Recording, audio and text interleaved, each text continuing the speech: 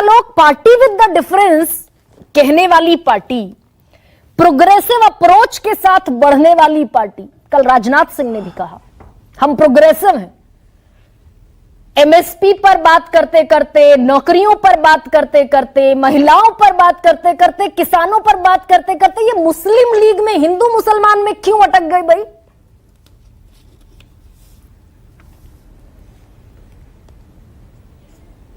गरिमा जी बिल्कुल सही बोल रही हैं आप।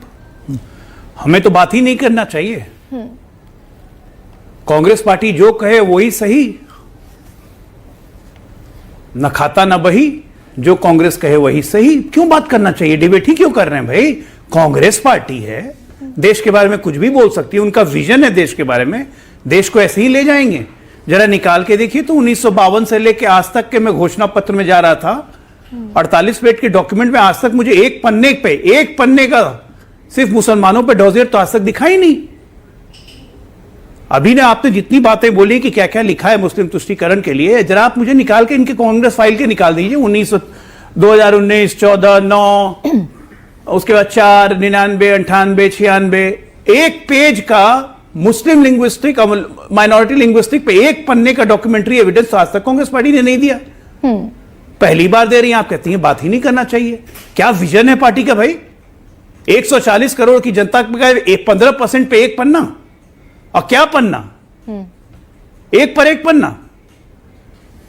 Congress will ensure minority will have personal law rights. मतलब आप किसकी वकालत कर रहे हैं?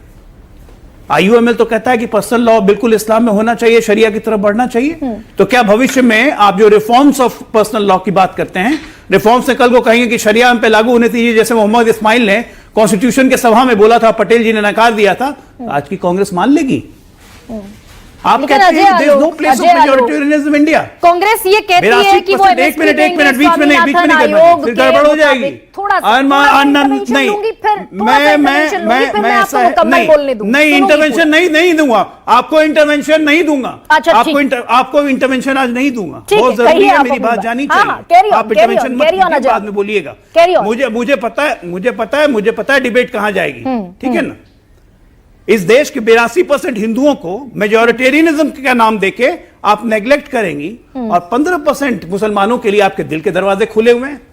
दिल है कि क्या है भैया? दरिया है, गोते लगाते रहिए उसी में, लेकिन देश तैयार नहीं है वो गोता लगाने के लिए।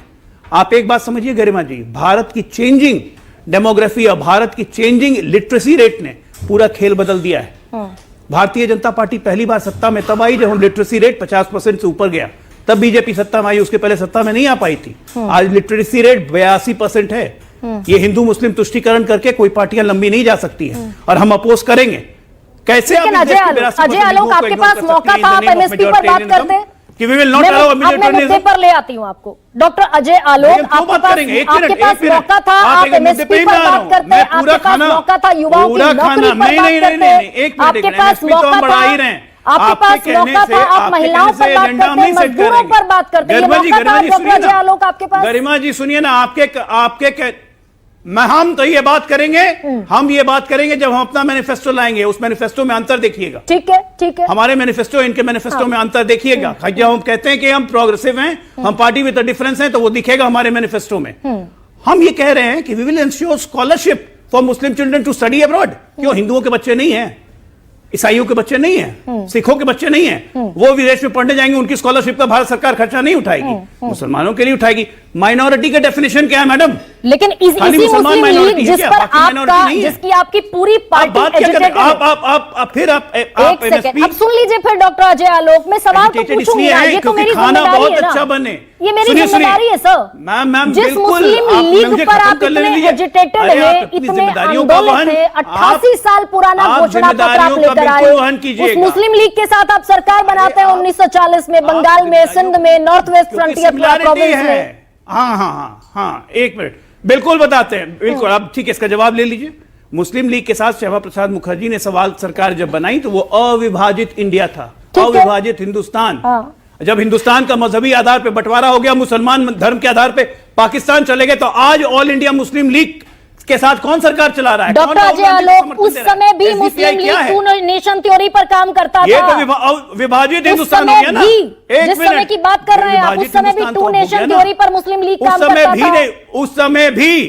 उस समय अविभाजित हिंदुस्तान था। टू नेशन थ्योरी पर तब भी काम करता था मुस्लिम लीग। विभाजित हिंदुस्तान है, पूरा पूर्ण हिंदुस्तान तो है ही नहीं।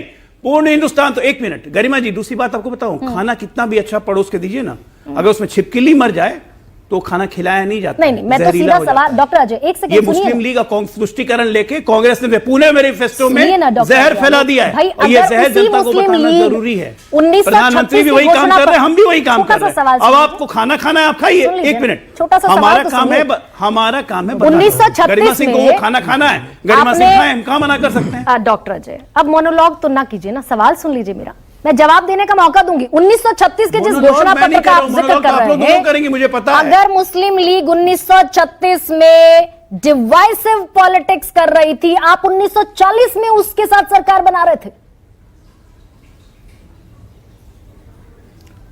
बिल्कुल बना रहे थे, मैं तो कह ही रहा हूं कि अविभाजित हिंदुस्तान में हमने सरकार बनाई क्योंकि वो राजनीतिक की डायमेंशन में वो डिवाइसिव पॉलिटिक्स कर रहे थे।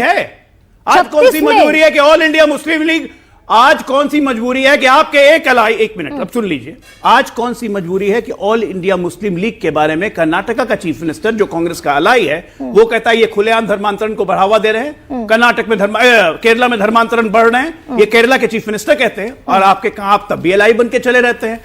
वो कहता है कि राहुल गांधी की नामांकन यात्रा में मुस्लिम लीग कहती है कांग्रेस के झंडे नहीं लगेंगे, नहीं तो हमारे झंडे भी लगेंगे, और कांग्रेस अपना झंडा नहीं लगाती है, आप उस पर सवाल नहीं उठा रही हैं। और वो महबूबा मुफ्ती जो आतंकियों को एक बार हो गया, विभाजन का दंश हम झेल चुके, एक मिनट, अब हम विभाजन का दंश झेल चुके, अब कांग्रेस पार्टी के आइडियोलॉजी पे एक मिनट, अब कांग्रेस पार्टी के आइडियोलॉजी पे चले तो फिर विभाजन का दंश झेलना पड़ेगा। इनके एक एमपी ने क्या कहा कि साउथ इंडिया को अलग हो जाना चाहिए, उस पर तो आप कोई डिबेट नहीं, गरिमा सिंह ने सवाल नहीं पूछे क्या विभाजन हो जाना चाहिए साउथ और नॉर्थ का। गरिमा सिंह अगर इतनी इंपॉर्टेंट है डॉक्टर अजय आलोक की नजर में, कोरोना है खत्म हो जाना चाहिए, सवाल पूछ रही है डॉक्टर अजय, डॉक्यूमेंटेशन महबूबा मुफ्ती पर कहेंगे कुछ आप? महबूबा मुफ्ती जो खुलेआम आतंकियों को कहती है soil of the son of the soil, और क्या कहा, मैं पूरा स्टेटमेंट पढ़ देती हूँ महबूबा मुफ्ती का। महबूबा मुफ्ती की सरकार भी हम ही ने गिराई, कहा कि we will do our maximum, सरकार हमने गिराई, उस महबूबा मुफ्ती से हम अलग हो गए, और आज वो महबूबा मुफ्ती किसके साथ चुनाव लड़ रही है? अरे आपने 2.5 साल सरकार चलाई डॉक्टर अजय आलोक महबूबा मुफ्ती के साथ। हाँ, फिर सरकार गिरा भी दी हमने, 2.5 साल बाद फिर हमने सरकार गिरा दी, जो आतंकवादियों को खुलेआम कहती थी कि हमने सरकार गिरा दी। अरे भैया, हमने सरकार, ये नहीं चिपकेगा, गरिमा जी कुछ नया लाइए, ये नहीं चिपकेगा, हमने सरकार गिरा दी, सरकार से बाहर निकल गया, 370 भी हटा दिया, चिल्लाते रह गए लोग कि खून की नदियां बहेंगी, खून की नदियां तो दूर छोड़िए, छटाक भी कुछ नहीं बहा। लेकिन आज उसी महबूबा मुफ्ती के साथ कश्मीर में किसका हाथ में हाथ पकड़ के बर्फ खेलते हुए फोटो आप दिखा रही थी, जरा वो तो पूछिए। सन ऑफ द सॉइल कौन कहता था आतंकवादी को? बुरहान वानी को। उन्हीं के साथ 2.5 साल सरकार चलाई सर, उस पे तो उन्हीं के साथ स्माइल देने लगेगा। अब वापस जाइए 1940 में, अब वापस जाइए 40 का जवाब दे नहीं पा रहे हैं अजय आलोक आप। जहरीला खाना अच्छा नहीं होगा। गरिमा 40 का जवाब दे दीजिए मुझे, मैं आगे बढ़ जाऊंगी। हिंदुस्तान था मौजूदा राजनीतिक परिस्थिति के, आप अगर 88 साल पुराना मैनिफेस्टो उठाकर लाएंगे मुस्लिम लीग का, तो मैं ये पूछूंगी कि 36 के मैनिफेस्टो का हवाला देकर आप घेर रहे हैं एक पार्टी को, 36 के मैनिफेस्टो का, और उसी 36 के मैनिफेस्टो के बावजूद आप 40 में सरकार बना लेते हैं। हम 36 के मैनिफेस्टो के बावजूद कॉमन मिनिमम प्रोग्राम पे सरकार बनी, और वो अविभाजित हिंदुस्तान था, लेकिन जब विभाजन हो गया धर्म के आधार पर, जो लोग मुस्लिम देश बनाने के फेर में थे, जो लोग शरिया के चक्कर में रहते थे मैडम, आज उस शरिया के साथ हाथ मिला के कांग्रेस चल रही है। हमसे सवाल पूछने की जगह जरा कांग्रेस से सवाल पूछिए, देश का भला होगा। क्योंकि प्रमुख विपक्षी पार्टी अगर इस तरह से जहरीला खाना खिलाएगी जनता को, तो बाकी सब चीज धुल जाएगा, सारे राइट्स तो चले गए जाएंगे माइनॉरिटी में, मेजॉरिटी को तो कुछ मिलना ही नहीं है, because they are against majoritarianism. तो क्यों होना चाहिए बहुसंख्यकवाद? देश धर्मनिरपेक्ष है हमारा, सेक्युलर है हम। क्यों कांग्रेस को ऐसा मैनिफेस्टो रिलीज करना चाहिए? सवाल ये कि कांग्रेस को कांग्रेस को ऐसा मैनिफेस्टो रिलीज क्यों करना चाहिए? ठीक है, संविधान हमारा यूसीसी की बात करता है, तो फिर पर्सनल लॉ को प्रमोट क्यों करना चाहिए? जवाब देंगे आप? हमारे संविधान में है यूसीसी, क्यों पर्सनल लॉ को प्रमोट करेंगे? जवाब है कांग्रेस के पास, दे जवाब। We will strengthen the personal law. Why? नहीं, मुस्लिम इस देश, अच्छा ये where will the UCC go? It's there in the constitution. ये देश मुस्लिमों का नहीं है क्या? मुस्लिमों से इतना दिक्कत, इतनी तकलीफ में क्यों रहते हैं? ये देश सबका है।